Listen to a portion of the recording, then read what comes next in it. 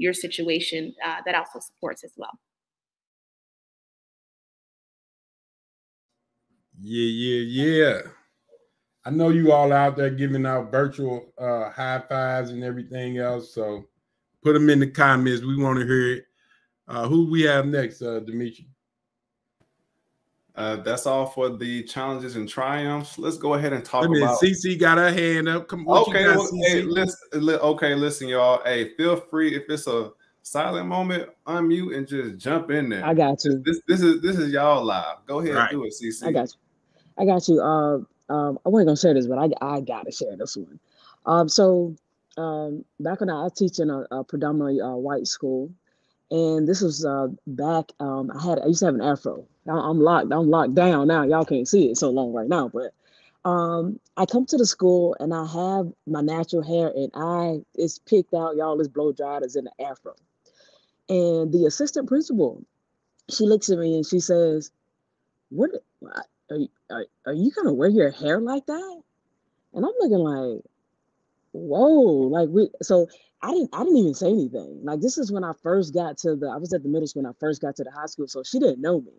So I'm coming down rocking. I got the CC swag, I got the fro on, and she was like, "You kind of completely disrespected me, disrespected my hair, the culture where we in." And she, in front of the office, she asked me that. And I looked at her, and y'all, I didn't say a word.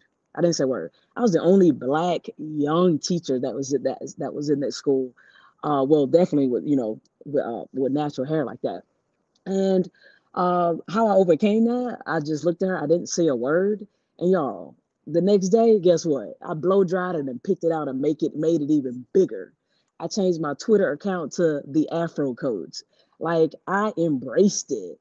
And she didn't really get to know me. Do y'all know by the end of that school year, that assistant principal loved me, like all about me, laughing with me. Like, she was like everything, like towards me. So let's just go to tell y'all, man, embrace your authenticity, be yourself. If you want to rock something, man, rock it. Because the real true thing is you got to be, let people gonna get to know you and who you are. Everything is about here. So once people get to know here, all of this ain't gonna matter. Okay. But it made her actually, she started asking questions and wanted to learn more about my hair once she got to know me. So stand strong for what you believe in, rock your looks, y'all, be yourself. That's my story. Can I jump in here? Going along with Cece, I had a similar experience. And from that, those supposed challenges, when I was ready to move into the intensive care unit here in Missouri, I was warned against applying at certain hospitals because they didn't have any Black nurses in those roles. And then also it was a male dominated floor. It was the intensive care unit and it was very male dominated. And so I was told by many, many really nurses who I respected, don't do it. Don't even try. And I just went for it. And I did receive some pushback and a lot of, it was really curiosity disguised in ignorance. Pretty much what it was there, and showed up as me. Just like Cece, they got a chance to be exposed to what they thought they knew and didn't know. Can you still hear me? They got exposed to me. And so instead of the story they had in their head about what a woman does, what a Black woman does. And so they got the chance for me to show up and show them, oh, shoot. She's a regular person. Well, I'm not regular. I was incredible, but still, she's a regular person. And so it got rid of some of the stereotypes because their stereotypes were based on things that they were taught and fantasies that they had in their head that are fed by whatever societal streams that they get them from. And so, yeah, like CC says, showing up and being you is the best thing to combat that ignorance. Well, I definitely, CC opened up a door. And so thank you, Ms. Moss, for sharing your story as well. But being in the education industry and academia and having locks, that is really something that I think, as an educator, you have to be comfortable in knowing that you are the right person for whatever role we serve in the education industry. And my hair for a while, I struggled to wear it down because I did not want to be judged. I already had the long eyelashes, the nose ring, all of the things, you know, that it just make me the Black woman I am. And one of my teachers, he said, Losha, I don't really see you with your hair down. It's one of my university professors at the HBCU I attended. I said, well, I try not to wear it down because I feel like, you know, it's already all eyes on me. And he was like, you better wear your hair down if you want to wear your hair down. And it was so empowering because, you know, I like to wear my hair down and my hair is like draping. And so when I wore it down, it was so liberating, you know. But I will say that there is, you do feel the stigma that is associated with having locks or natural hair, especially in, I know I'm not the only one in academia. And so it's just a matter of truly just getting to the point where you're comfortable enough to embrace your full self. So I rock my hair all types of ways. And that was, I will say, having people such as, shout out to Greg Carr. I love him so much. I wouldn't have my educational consulting firm if it wasn't for him. And so I say it's just always nice to be around wise counsel that empowers you as well to show up and be yourself, because if they know, like, your hair don't make you, you know, who you are, and it doesn't, you know, denote your intelligence or anything like that, and to show up as yourself. So it's always important to give people their flowers, you know, when you have wise counsel. And I'm forever grateful for him for saying that, because ever since then, I pretty much wear my locks however I choose to. But the hair is definitely an empowering thing. So thank you for sparking that off, CC. So for me, my experience is in corporate America. I grew up in New Jersey and moved to New York and worked mostly with advertising agencies. And it's funny because this week I was actually sharing with someone about one of my first experiences at work where I felt discriminated against because my supervisor, who was a Black woman, she left and a young white woman started, and she was rude. And I don't really do rude. I just don't respond to it. If anyone sends me an email and I find it to be disrespectful or, I don't know, harsh, I just either delete it or just ignore it. So we hardly, you know, had any words. And one day, the HR director came into my office. I was young, and she closed the door and she said, "Oh, you know, XYZ said that, you know, that you and her don't get along, blah, blah, blah. And you have to know that she's your manager. And if she tells you to jump, you should ask how high." And I'm like, huh? I mean, at that time I was young, and I'm like, yeah, that's not what my mama told me.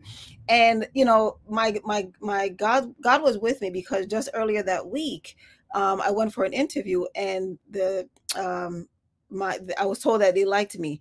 So I called the lady, the woman who had hired me, who had left. She was Black. And I told her what happened. And she said, well, you know, she said, I usually take the next day off. So as for mental, you know, health or whatever. So I said, I plan to do that. It just so happens that it was a Friday, and the following Monday, what it was going to be Martin Luther King Day. And I ended up calling, my headhunter to let them know what happened. I said, I need you to call the company and tell them I need a letter. And it just so happens that on that very day, I was walking by my supervisor's office, and she started to talk. I didn't respond. And she called my name, and I stopped in my tracks, and she said, "Didn't you hear me?" I said, "Did you call my name?" And she said, "No." And I said, "Well, you weren't speaking to me." And she asked me to come into her office. But anyway, long story short, we got into it because she was talking and I was talking. I don't allow anyone to speak at me. And HR came in and said, "This is why I didn't want you guys to get together." And I thought that it was silly, because if you knew there was going to be conflict, then you should have been there to be the one to direct the conversation. I gave them 4 days notice. I left and that's when I realized that I have to be like my own advocate. I was very timid, shy, and all of that, but I don't take disrespect. And for that same reason, I left 2 jobs without even having a next job, and it was always some Caucasian woman, you know, who felt like it was okay to disrespect. And what I will say to any Black young woman out there is, you know, like, you don't have to stand for it. You know, like, always stand up for yourself, find your voice, find someone who can mentor you, so that you can know what's right, what's wrong, and what you should do. Never think that I need this job, blah, blah, blah, because you don't. just know that there's always better, and you do not have to, basically put up with something just for a check. Woo! Hey, listen, that was all fire. And I'm glad that Miss Antonia and Losha, you did touch on this when you were speaking. Mentorship, guidance, seeking wise counsel. And that's going to take us into our next question about mentorship and legacy. So this question is maybe 2 or 3 parts. So don't feel the need to, attack each part. Take from it what you will and answer what you want to. So the question goes, in the context of women's empowerment, how do you view the role of mentorship, particularly among Black women? Can you discuss a time when mentorship played a crucial role in your life or career? And how do you see yourselves contributing to the legacy of mentorship for the next generation of Black women? I could say that I've always been a lifelong learner, and I'm always in some program or another to expand, just because I'm curious. Not even so much to fix something, but because it's there, I want to know it. I want to see what is. And so I've benefited greatly, and it's allowed me to have a very diverse career, and also just life beyond what I do for work or for a living. I've traveled internationally by myself many times. I've gone through Tony Robbins' mentorship master academy. I went to Fiji. I jumped off of a cliff and didn't even know how to swim.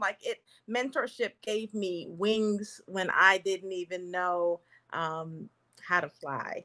And it was because I had sources to go to when I didn't know. It's okay to not know. It's not okay to keep not knowing. And there's so many different ways of mentorship. Does not just come in the form of some paid program. You can have mentors around you who are supporting you, who you look to for wise counsel and wisdom, because they're mastering something that you have not. I was just talking to one of our teenagers about fear, and they were expressing that they were afraid to make some moves. And so it just happened, some videos came up on my phone that were talking about doing stuff afraid, having courage, developing that characteristic within yourself. And the way that you do that is to seek out other people and know that people are still doing things, who are rocking and who seem like they have confidence, but they're doing it afraid. You just don't know it. And a mentor can really be there. So a trusted source for wisdom can be there to support you in those times when you don't have a clue. I certainly want to build on that. Mentorship has been so valuable to me, professional and personal. And so one of the things I just wanted to submit to the audience listening is just to meditate on mentorship in parallel with discernment. Even when people ask, for advice on various things. One of my favorite things to tell people, especially as it relates to marriage, I was married to my children's father before he passed. We separated, and when people ask for marital advice, I say the best advice is not to take advice. And I say that because, a lot of people have experiences in life, and different variables impact their response or that experience, and based off of how they perceive a situation is how they may advise you. And so your situation may be different. And so the wise counsel is very nice, but to also pair with discernment and to make sure that you're utilizing the information that's going to be best for you and your path. So I will say, observing other Black women around me, I look up to most Black women. I know sometimes there is, in our culture, some people have this generational thing where they feel like it's a competition with the younger folks and the older folks. And for me, I always look up to older Black women just because I just respect the wisdom, and it doesn't have anything to do with intellect, or any accolades or anything that they hold, but I know that people have been through things. So I just always submit with mentorship paired with discernment. So I just want to be very clear about that I think that's important to consider. Just consider that people have different experiences. So take that in as well.